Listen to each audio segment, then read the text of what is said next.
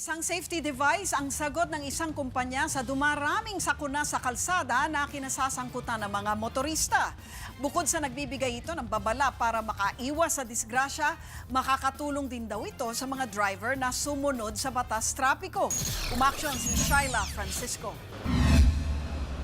Halos araw-araw may natatalang aksidente sa Metro Manila. Karamihan kinasasangkutan ng mga driver ng motorsiklo na sinundan ng pedestrians at mga kotse. At sa report ng World Health Organization, 2.6% ng gross domestic product ng bansa ang nawawala dahil sa mga sakuna sa lansangan. Kaya ang sagot dito ng isang Israeli company, ang safety device na ikinakabit sa kotse para iwas disgrasya. It's a third eye, always looking at the road, identifying the dangers of collisions, and this will definitely reduce collisions by at least 45%. Meron itong safety camera na inilalagay sa harap ng sasakyan at iWatch na nagbibigay ng audio at visual alert sa driver.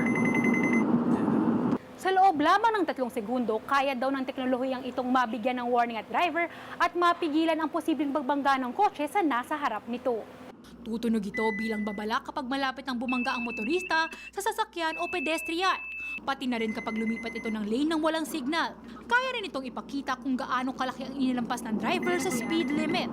Para sa local distributor ng teknolohiya, makakatulong ito para maging responsible driver ang mga Pinoy. Natututo siyang sumunod dun sa mga patakaran, sa mga traffic signs, traffic warnings, road signs, road warnings. Nagkakahalaga ang safety device ang higit 30 hanggang 40,000 pesos. Pero paalala ng grupo, gabay lang ito sa pagsunod sa batas trapiko.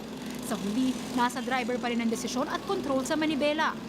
Umaaksyon, Shyla Francisco, News 5. Be sure to come back. Use 5 everywhere. Copyright 2016.